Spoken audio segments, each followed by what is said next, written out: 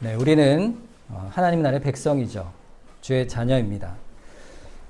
하나님의 백성을 요한 1서는 하나님과 사귄다 이렇게 말하고 있어요. 우리가 신자라는 것은요, 하나님과 사귀어 가는 것입니다. 하나님은 빛이시다 했죠. 또 그러시니까 하나님의 빛 되심을 따라서 닮아 우리도 빛 가운데 거하여 살아가는 것이 하나님과 사귀어 가는 것입니다.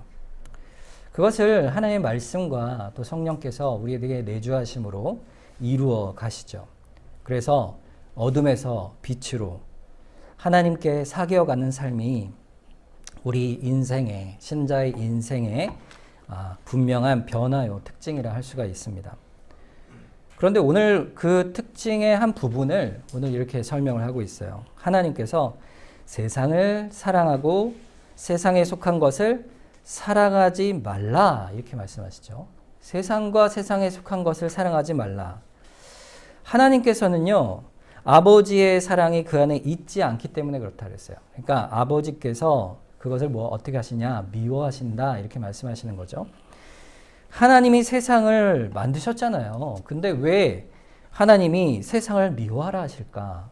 우리가 너무 잘 아는 요한복음 3장 16절에 보면 하나님이 세상을 이처럼 사랑하사 독생자를 주셨으니 이는 그를 믿는 자마다 멸망치 않고 영생을 얻게 하려 하심이라 이렇게 말씀하셨잖아요. 하나님이 세상을 사랑하셨다. 그런데 오늘은 또 왜 세상을 미워하신다, 미워하라 이렇게 말할까요? 이것은 여기서 말하는 두 세상이 의미가 다르기 때문에 그렇습니다. 그것은 세상을 사랑하는 것을 미워하신다 말씀하실 때는요, 하나님이 만드신 후에 심히 좋았더라 하셨던 그 세상, 창조 세계를 말하는 것이 아닙니다. 요한복음 3장 16절은 그것을 말씀하시는 것이지만 하나님이 미워하시는 세상이라는 것은요, 바로 오늘 본문 16절에 나오는 그 세상 가운데 드러나는 어떤 특별한 것이에요. 그게 뭘까요? 16절 말씀 한번 볼까요? 이는 세상에 있는 모든 것이 육신의 정욕과 안목의 정욕과 이생의 자랑이니 다 아버지께로부터 온 것이 아니요 세상으로부터 온 것이다. 이렇게 말씀하고 있어요. 세상에서 온 하나님께서 미워하시는 것은요, 세 가지로 정의할 수 있습니다. 첫째는 육신의 정욕, 두 번째는 안목의 정욕, 이생의 자랑을 따라 살아가는 모든 일을 미워하신다는 거예요. 하나님을 사랑하는 것과 육신의 정욕대로 살아가는 것은요, 절대로 함께할 수가 없다. 이거를 전제로 하는 것이죠. 하나님을 사랑하는 것과 육신의 정욕대로 살아가는 것은요, 마치 빛과 어둠이 동시에 있지 못하는 것과 같아요. 빛이 딱 비춰지면 그 빛이 비추어지는 곳은 반드시 어둠이 물러갑니다. 어둠이 있는 곳엔 빛이 없죠. 그렇게 절대로 함께할 수 없는 것이 세상의 죄와 하나님의 거룩함입니다. 세상 가운데 죄가 드러나는 것은 이렇게 육신의 정욕과 안목의 정욕과 이생의 자랑 가운데 있다. 도대체 어떻게 죄가 드러날까요? 여러분, 육신의 정욕이 뭡니까? 여러분, 육신의 정욕이라는 것은요, 육신의 욕구를 말해요. 육신의 욕구. 그러면 육신에 우리의 욕구가 있잖아요. 살아가면서. 먹고 싶죠. 배가 고프면 어떻게 해요? 먹고 싶은 욕구가 있고, 갈증이 나면 마시고 싶은 욕구가 있죠. 아프면 낫고 싶은 욕구가 있고, 피곤하면 쉬고 싶은 이런 육신의 어떤 필요와 욕구들이라는 것이 있잖아요. 그럼 이런 것들 자체가 하나님께서 거룩하지 않다 하시는 것일까요? 아닙니다. 하나님께서 우리를 창조하실 때 그런 육체의 욕구들을 주셨어요. 필요를 따라 주신 것이죠. 근데 그러니까 그것을 말씀하는 것이 아니고 육체의 필요와 욕구를 수단으로 하여, 방편으로 하여, 혹은 육체의 욕구를 목적에 두고 그 안에서 하나님을 거부하고 하나님을 대적하며 하나님의 뜻을 거스르는 모든 영적인 타락한 성향을 가리켜서 바로 육신의 정욕이라 이렇게 말씀하는 거예요. 결국 하나님이 미워하시는 이 육신의 정욕은요, 한마디로 죄라 할 수 있는 것이죠. 그러니까 여러분, 육신의 정욕은요, 육체의 것이 아닙니다. 말이 육신이라고 되어 있지만, 여러분, 만약에요, 죄가 육신의 필요 때문에 어떤 결핍과 부족함 때문에 아니면 질병이어서 그렇다면 의학이 발달할수록 죄는 사라질 거예요. 그렇죠? 고칠 수 있지 않겠어요? 그런데 육체의 정욕이라 말할 때 그 육체는요, 영혼을 가리키는 말입니다. 사실 영혼과 맞물려 있어요. 우리 육체에서 드러나는 죄의 성질은 근본이 영혼에 있기 때문입니다. 죄라는 것은 육체의 필요를 극대화시키거나 뒤틀리거나 왜곡하여 우리 육체를 그것을 수단으로 영혼의 부패한 성질을 나타내는 것이기 때문에 육체의 정욕이라는 것은 죄가 되는 것입니다. 육신의 정욕이라는 결국은요, 육신에 결합된 영혼의 문제라 할 수가 있어요. 여러분, 육신에 필요한 감각을 활용해서 부패한 영혼이 자기의 활력을 드러내서 육신의 자극을 강하게 자극시켜서 하나님이 금하신 것을 행하게 하고 하라 하신 것을 피하게 하는 것이 결국 죄가 되는 것입니다. 여러분, 그렇게 되면 결국 어떻게 될까요? 육체의 정욕이라고 말하는 것들은요, 그것의 만족은 그 자체가 하나님을 예배하는 것보다 더 커지게 돼요. 내가 바라는 바를 취하는 것이 목적이 되고 하나님을 경배하고 예배하는 것은 수단이 되어져 버리는 것이죠. 그러면 어떻게 됩니까? 하나님은요, 나의 만족과 육신의 만족을 위해 필요한 존재일 뿐이 되는 것이죠. 나의 배부름, 나의 쾌락, 즐거움, 나의 영광을 위해서 하나님은 그저 도구에 불과하고 나 자신이 목적이 되는 것. 그것이 바로 육신의 정욕입니다. 여러분, 하나님은요, 우리를 진정으로 사귀길 원하세요. 여러분, 사람들도요, 관계를 맺을 때요, 탁 보면 알죠? 어떻게 합니까? 저 사람이 자기의 이익을 목적으로 나에게 접근했는가? 아니면 조건 없는 관계인가? 이것이 사귐의 중요한 또한 관점입니다. 부모가 자녀에게요, 어떤 조건을 두고 키우진 않죠. 야, 너 말 잘 들으면 내가 키우고 안 그러면 버린다. 이렇게 안 하잖아요. 부모와 자식의 관계는요, 조건 없는 관계예요.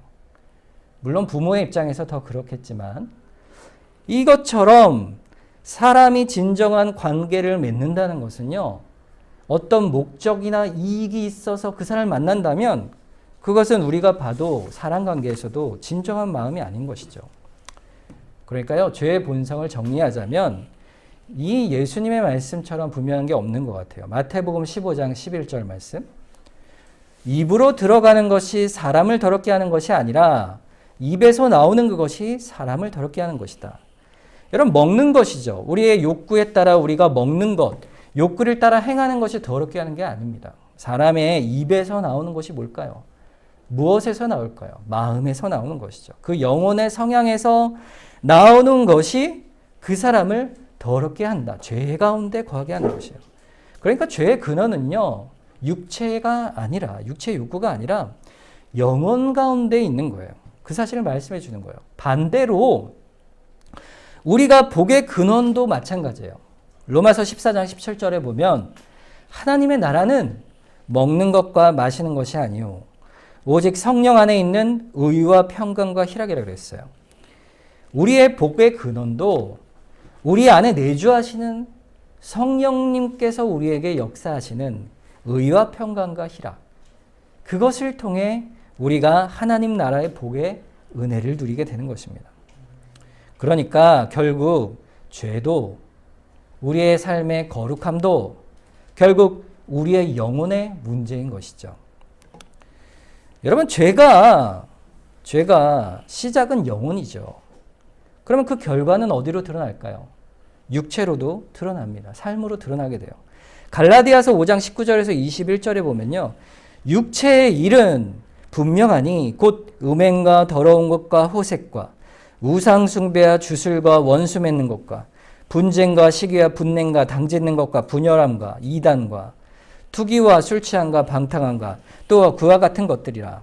전에는 너희에게 경계한 것 같이 경계하노니 이런 일을 하는 자들은 하나님 나라를 유업으로 받지 못할 것이요. 그랬어요. 육체의 일로 죄의 영혼의 부패함이 끊임없이 죄를 만들어내게 되어 있어요. 육체의 정욕이란 결국 영혼의 문제입니다. 여러분, 우리 육체를 통해서도요, 죄가 들어와요. 여러분, 우리가 처음 인류가 죄를 범하게 된 사건이 뭐죠? 하와의 선악을 알게 한 나무 열매를 먹지 말라. 먹는 날엔 정령 죽을 것이다. 주의 말씀을 거역한 것이죠. 그때요, 우리의 육체의 연약함으로 이 간교한 뱀이 시험을 합니다. 사람은 육체의 감각을 따라 그 감각에 흔들릴 수 있는 것이 인간의 육체의 사실상 연약함이죠. 이 영혼보다 육체를 통하여 들어오는 감각이 우리를 흔들어 놓을 때가 있습니다. 그러니까 그 연약한 부분을 따라 간교한 뱀이 태초에 그 부분을 치고 하와에게 죄를 범하게 한 것이죠. 자, 그러니까 인간인 우리 안에 도대체 육신의 정욕과 안목의 정욕과 이생의 자랑이 왜 가득하게 됐을까? 성경을 보면요, 본래 인간을 그렇게 하나님이 만드신 것이 아니에요. 사람이 그 시험을 받아 그 자체의 부패한 것들을 받아들였기 때문이죠. 자, 그럼 한번 봅시다. 뱀이요, 여러분, 하와에게 와서 말을 하잖아요. 여러분, 옛날에 타락하기 전에는 짐승들이 말을 했을까요? 어떠세요? 강아지하고도 말을 하고, 여러분은 어떤 분들에게 강아지와 대화하잖아요. 말하면, 야, 얘 누구야? 뭐, 요즘에 이제 이렇게 아들, 딸, 뭐, 이렇게 얘기하잖아요. 자식처럼. 강아지하고도 얘기하고, 고양이하고도 얘기하고. 그렇게 대화를 했을까? 뱀이 말을 했다는 건요, 사실, 뱀도요, 인격체일까요? 하나님께서 하나님의 형상으로 만든 인격체는 아니잖아요. 그러니까 뱀은요, 사실 말을 할 수는 없었을 거예요. 그러니까 이 말은 뭐냐면, 뱀이 말을 했다는 것은 뱀을 통하여 초자연적인 어떤 힘에 역사했다, 작용했다는 것을 볼 수 있죠. 그 힘이 뭘까요? 결국 사람을 시험하는 마귀의 힘입니다. 마귀가 뱀으로 하여금 하와를 미혹해 한 것이죠. 그런데 그 시험은요, 무엇이었습니까?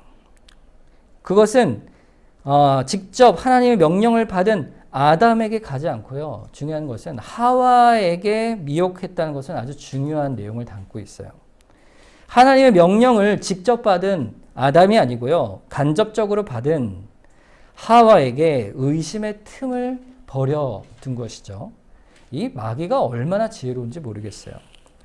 여러분, 이 내용 속에서 우리가 중요한 사실 한 가지 생각할 게 있어요. 여러분, 신앙은요, 여러분 각자 직접적으로 하나님께 나아가는 겁니다. 간접적으로 신앙을 세워가지 않아요. 처음에는 다른 사람을 통해 교회를 나왔기 때문에 그분을 통해 신앙생활을 더 이어가고 나아갈 수 있지만, 신앙의 교육을 받고 직접 말씀을 읽어가며 그 신앙 앞에, 하나님 앞에 스스로 서 가야 하는 것이에요.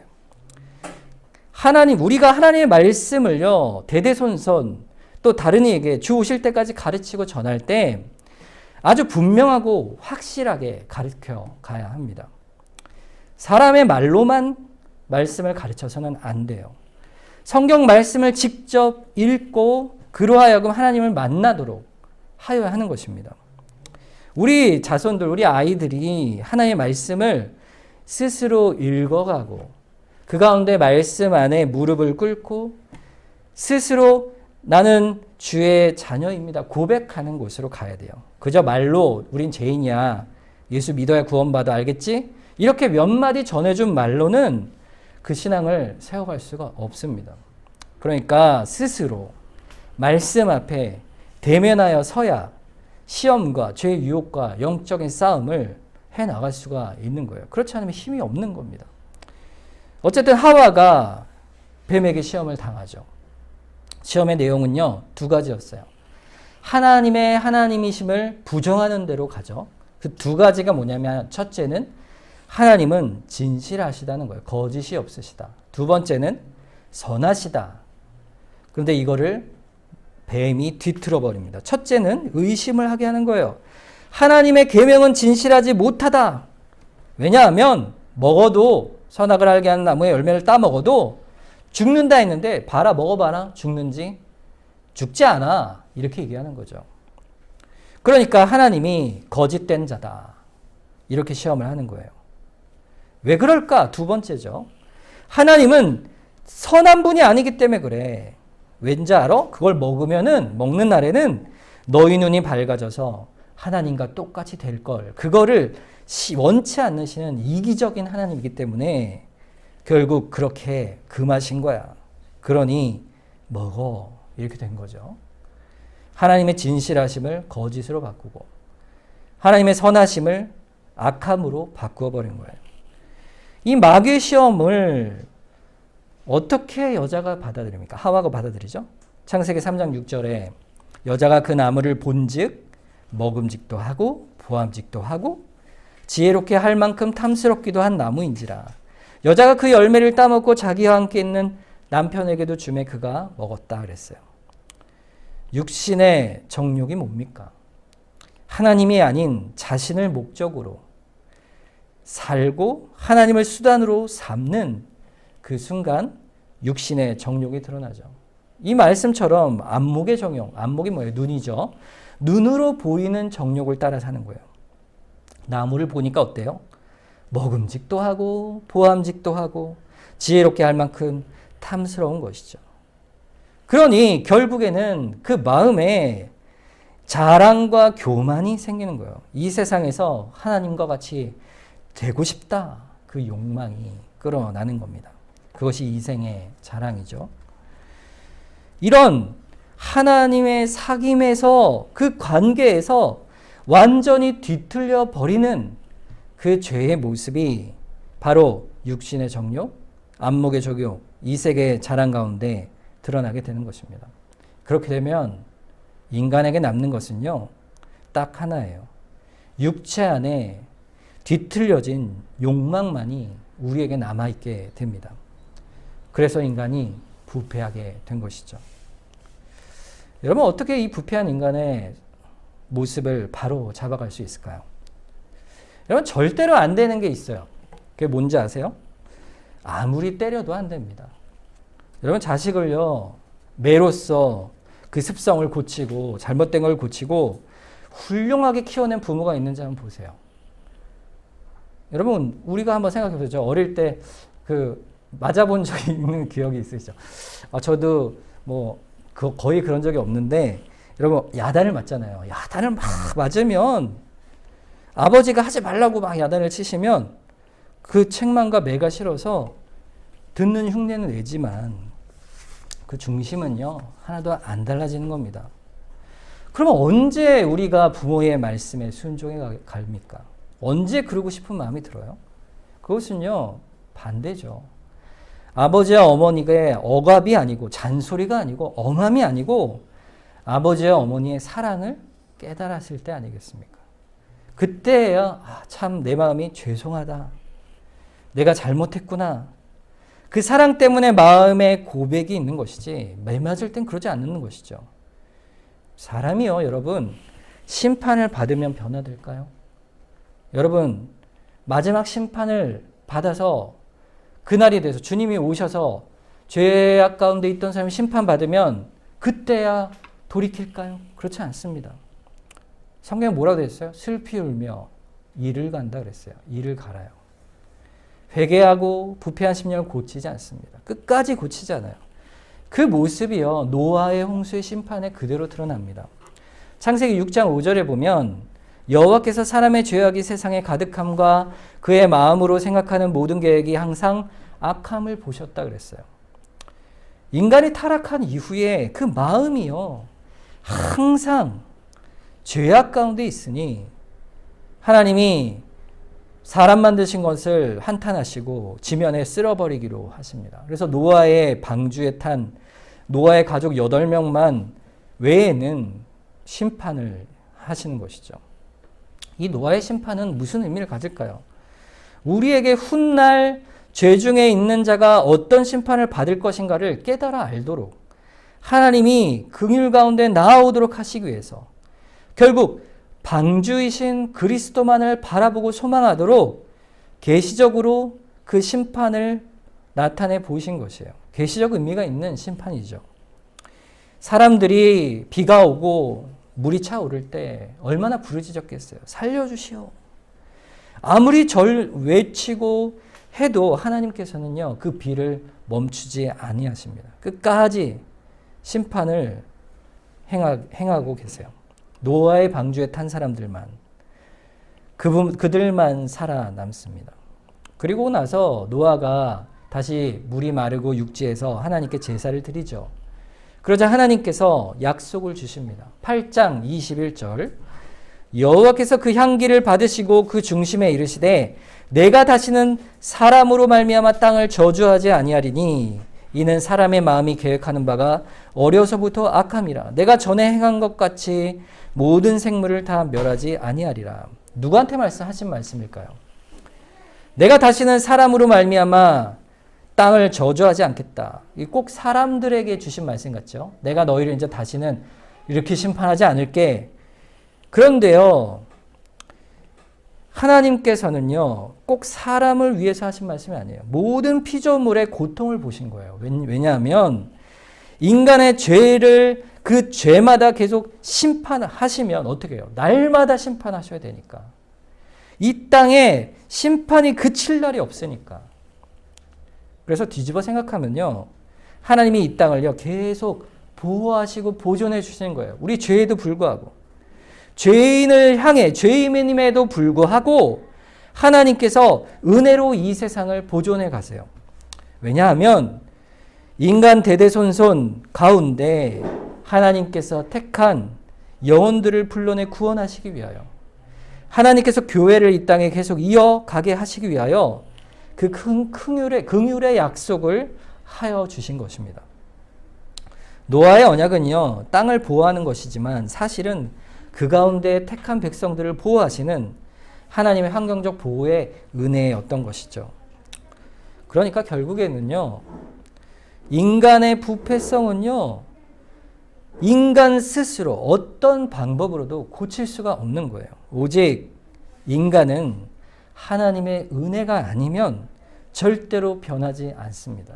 하나님의 은혜가 아니면 육신의 정욕을 절대로 마음에서 지워내지 못해요. 시편 139편 1절에서 4절에 보면 여호와여 주께서 나를 살펴보셨은즉 나를 아시나이다. 주께서 내가 앉고 일어섬을 아시고 멀리서도 나의 생각을 밝게 하시오며 나의 모든 길과 내가 눕는 것을 살펴보셨은지로 나의 모든 행위를 익히 아시오니 여호와여 내 혀의 말을 알지 못하시는 것이 하나도 없으시니이다. 하나님은요, 우리의 모든 행위와 마음의 생각까지도 낱낱이 다 아십니다. 우리는 그 앞에 어떻게 행해야 될까요? 어떤 모습으로 드러날까요? 시편 130편 3절에 여호와여 주께서 죄악을 지켜보실진데 주여 누가 서리이까? 우리는요, 주님을 알아갈수록 한 가지 고백밖에 할 수 없어요. 우리의 부패성을 인정하는 거예요. 주님, 나는 죄인입니다. 우리는 죄인일 뿐이오니 주여 주 앞에 내가 어찌 서겠습니까? 영원히 부패한 자입니다. 하나님의 심판 그 날 앞에 우리가 어떻게 설 수가 있겠습니까? 그러니까 스스로 하나님 앞에 의로운 인생은 하나도 없는 것이죠.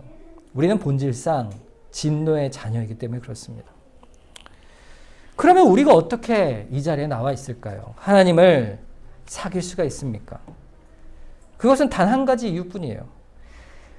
하나님을 사랑하라 이렇게 말씀하실 때는요, 우리가 부패하여 하나님을 사랑할 수가 없는데 이 말씀을 우리에게 주신 이유가 뭘까요? 그것은 하나님께서 먼저 우리를 사랑하셨기 때문입니다.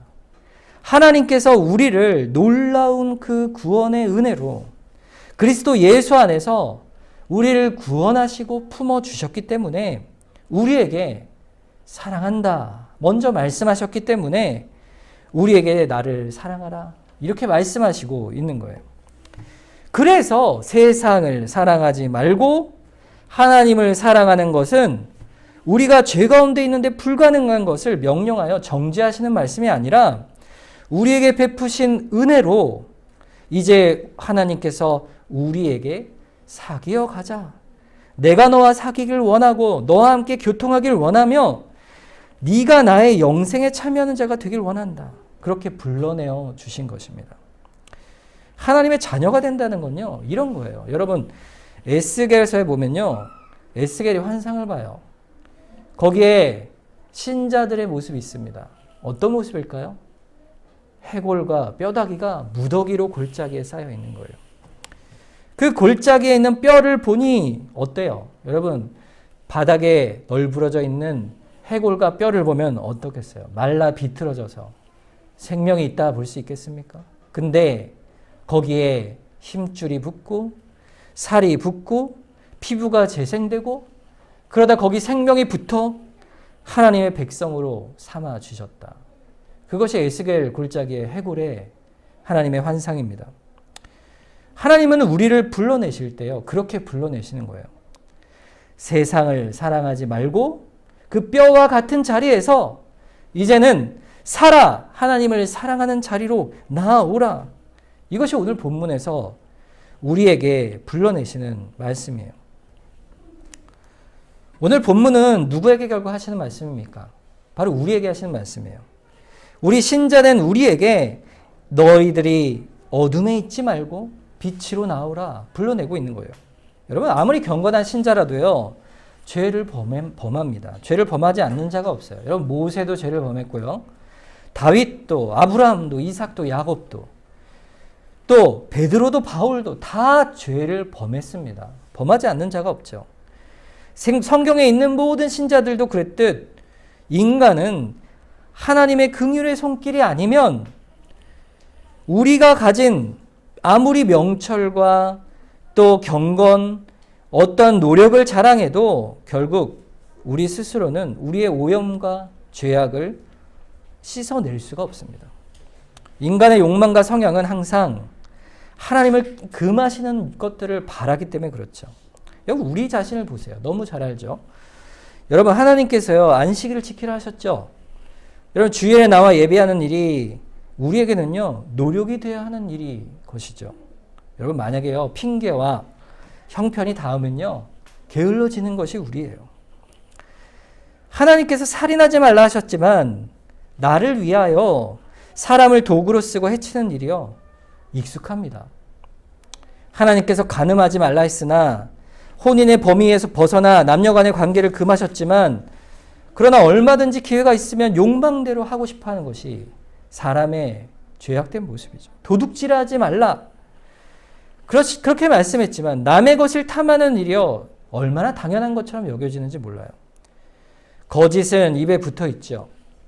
하나님께서 금하신 것을 항상 손을 뻗어 잡고자 합니다. 심지어 우상을 섬기지 말라, 형상을 만들지 말라 했지만 하나님을 믿는 그 믿음조차도 자신의 생각대로, 자신의 욕망의 도구로 만들어버리는 그런 모습이 신자에게 여전히 남아있는 것이죠. 그래서 하나님께서는요, 친히 은혜로 우리를 불러내시는 겁니다. 하나님께서 우리를요, 어떻게 하셨을까요? 우리를 신앙으로 오직 이루는 한 가지 일이 있어요. 그게 뭘까요? 그것은 바로 우리를 근본적으로 새롭게 태어나게 하시는 일입니다. 우리를 거듭나게 하세요. 우리가 이전 것은 지나가고 새 것으로 만들어주세요. 새롭게 태어나게 하시는 겁니다. 요한복음 3장 5절에서 7절에 보면 예수께서 대답하시되 진실로 진실로 내게 이르노니 사람이 물과 성령으로 나지 아니하면 하나님의 나라에 들어갈 수 없느니라. 육으로 난 것은 육이요 영으로 난 것은 영이니 내가 내게 거듭나야 하겠다는 말을 놀랍게 여기지 말라. 우리가 노력과 우리의 선행으로 육에 속한 것을 열매로 아무리 낳아도 새로워질 수 없습니다. 주님을 믿고 새로워지는 오직 성령의 은혜를 입어야 하는 거예요. 여러분은요, 여기 계신 모든 분들은 다 그 새롭게 하시는 은혜를 입으신 줄로 저는 믿습니다. 그러나 여러분, 우리가 새롭게 태어난 데서 그치는 게 아니에요. 사람이 태어나면 시간이 지나면 성장하고 자라야 하죠. 어른이 되어 가야 하는 것이죠. 영적 성장을 이루어 가야 합니다. 성령께서는 우리를 새롭게 태어나게 하심과 동시에 부단히 신자다운 영적 자태로 우리를 자라가도록 권면의 말씀과 성령이 우리 안에서 역사하심으로 주께서 우리를 바꿔가십니다. 그것을 한마디로 얘기하면 주의 영적으로 주의 말씀에 순종해 가는 거예요. 순종해 가는 거. 우리가 성령에 계속 하시는 말씀, 그 공급과 성령께서 우리 마음에 계속 감동으로 변화시켜 가시는 그 말씀에 귀를 기울여 우리가 순종해 가고 들어가고 그리고 그 경건 앞에 무릎을 꿇는 노력이 있어야 결국에는 우리가 성장해 가는 것이에요. 영적인 모습이 변화되어 가는 것이에요.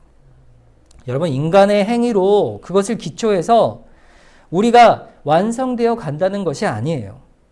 이것은요, 그저 자연스러운 일이라는 겁니다. 사람이 태어나면 잘하는 게 당연하잖아요. 내가 의지적으로 나 오늘은 0.1cm 잘할래 이렇게 하는 사람 있습니까? 없잖아요. 그냥 시간이 지나면 먹고 마시는 일을 통하여 또 부모의 양육을 통하여 키가 자라듯이 지혜가 자라듯이 우리가 하나님의 은혜 가운데 거하면 그 은혜 가운데 세상을 사랑하지 않고 세상의 것들을 사랑하지 않고 하나님을 사랑하고 그 사랑 가운데 거하면 우리의 신앙이 거듭난 자로서 하나님을 사랑하는 자로 자라가게 되는 것이에요. 넉넉히 자라가게 되는 겁니다. 그러니까 신자는요, 차츰차츰 세상을 버리고 하나님을 사랑해 가는 자로 변화되어 가는 자가 되는 것입니다. 우리 자신을 보는 거죠. 내가 그러한가. 돌아보는 겁니다. 그럼 어떻게 그렇게 될까요?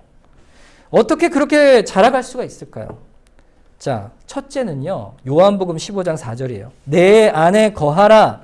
나도 너희 안에 거하리라.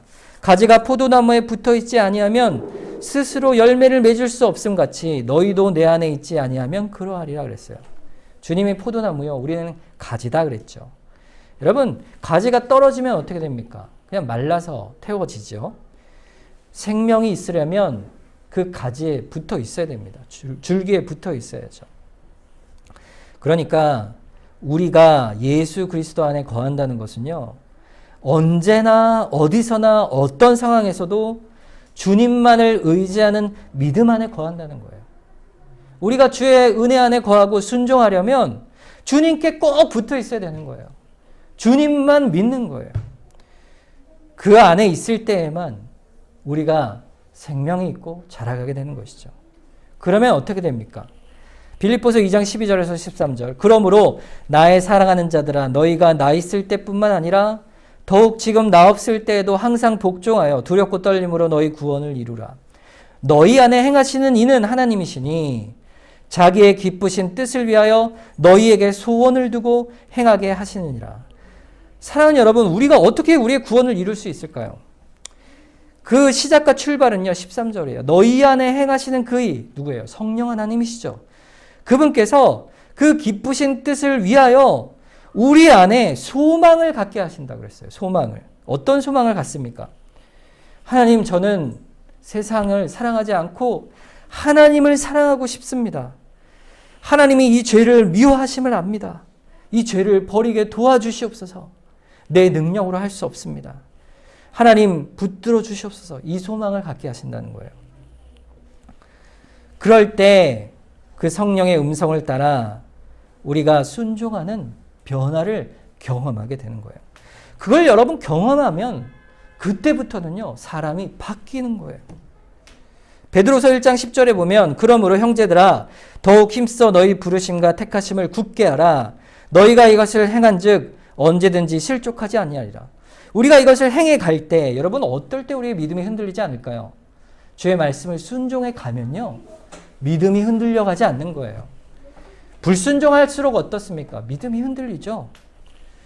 우리가 경고하는 것은, 하나님은 사랑 안에 우리가 붙들려 굳게 설 수 있는 것은요, 하나님의 말씀을 순종하는 거예요. 그것이 하나님을 사귀어가는 겁니다.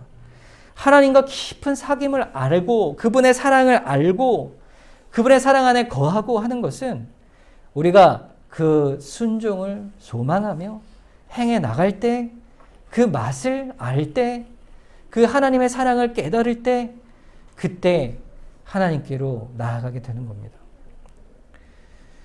여러분도 하나님과 사귀어 가시잖아요. 하나님과 교제하시잖아요.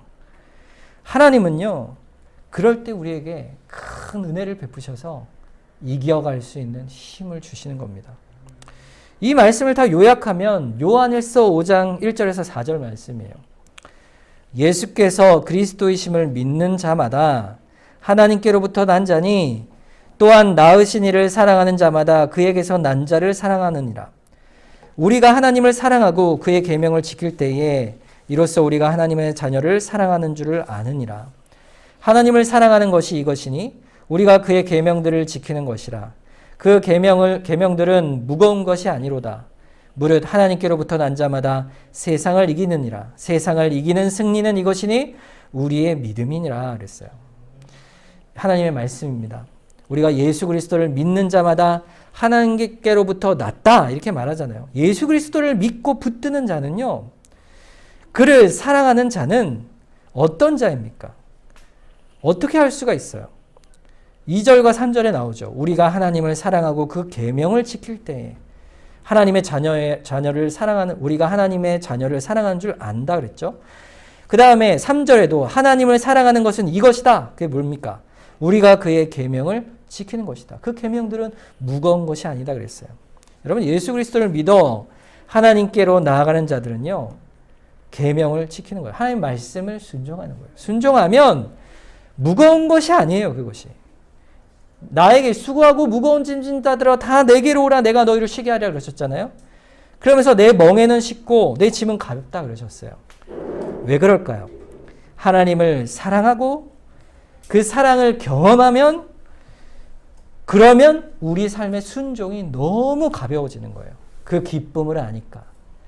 그런데 반대로요, 하나님의 사랑을 경험하지 못하는 삶을 계속 살아가면 세상을 더욱 사랑할 수밖에 없죠. 하나님이 주신 말씀이 부담스러울 수밖에 없어요.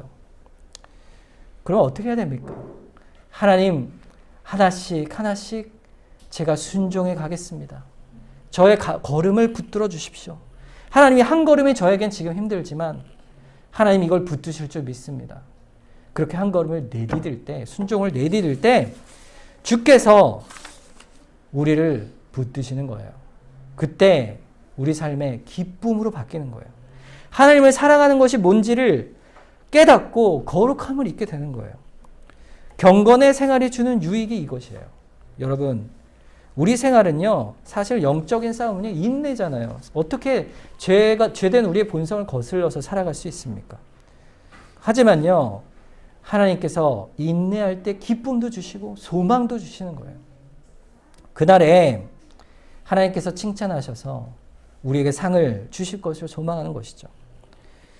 여러분, 본문 17절 마지막 결론입니다. 이 세상도 그 정욕도 지나가되 오직 하나님의 뜻을 행하는 자는 영원히 거한다 그랬어요. 여러분, 이 세상이요, 영원할 것 같죠? 우리의 욕심과 우리가 요구하는 것들이 이루어져 가요. 이루어져 간다 해서 그것이 영원할 것 같죠? 그러나 정말 순식간에 지나가 버리는 것입니다. 마치 헛되다는 성경의 말씀 표현이 뭐냐면 입김과 같아요. 입김을 겨울에 후 불면 확 뭉게뭉게 피어오르잖아요. 그러다가 몇 초 만에 순식간에 사라져 버리듯 인생의, 세상의 정욕도 그렇게 허무한 것입니다. 하지만 하나님의 뜻을 행하는 자는 영원히 거한다 그랬어요. 영원히. 하나님의 약속입니다. 우리가 하나님 안에 하나님을 교제하고 사랑하며 살아가는 것은요, 영원한 것이에요. 영원한 것. 사라질 것을 그만 붙들어라. 필요한 줄 아니까 하나님께서 일용한 양식을 주겠다 약속하셨잖아요. 필요한 줄 아시기 때문에 우리의 걸음을 인도하신다고 하셨잖아요. 내가 손이 짧아 너희를 구원하지 못함도 아니요 내가 너희를 오른손으로 붙들어 주겠다 약속하셨잖아요. 모든 것을 합력하여 선을 이룬다 하셨잖아요. 하나님의 약속 아닙니까? 그러니 세상을 사랑하지 말라 하시는 겁니다. 하나님을 사랑하라. 이 세상을 감당해라. 주님께서 우리의 사랑을 불러내어 사귀어 가시길 원하고 계신 것입니다. 그 가운데 우리가 신앙이 자라가는 거예요. 여러분, 우리 모두가 하나님이 고아처럼 내버려 둔 자들이 아닙니다. 우리를 다 품으시고 주께서 지금도 곁에 계셔서 아까 찬송하였듯이 모든 시험에 우리를 붙들고 그 믿음으로 승리하게 주께서 옆에서 곁에 계신다 하셨잖아요. 우리의 싸움은 영적인 것입니다. 그런데요, 그 싸움을 능히 감당하고 싸울 때마다 기쁨으로 그 일들을 이루어가게 하시는 거예요. 하나님의 은혜가 거기에 있습니다. 그걸 의지하는 것이죠. 그것이 하나님과 사귀는 사귐의 방법입니다. 여러분, 세상과 세상의 것들, 속한 것들을 사랑하지 마십시오. 하나님을 사랑하십시오. 그 가운데 주의 참다운 은혜와 복이 있는 줄 믿습니다. 오늘 말씀을 기억하면서 우리 합심해서 한번 기도하길 원합니다. 주님, 세상의 것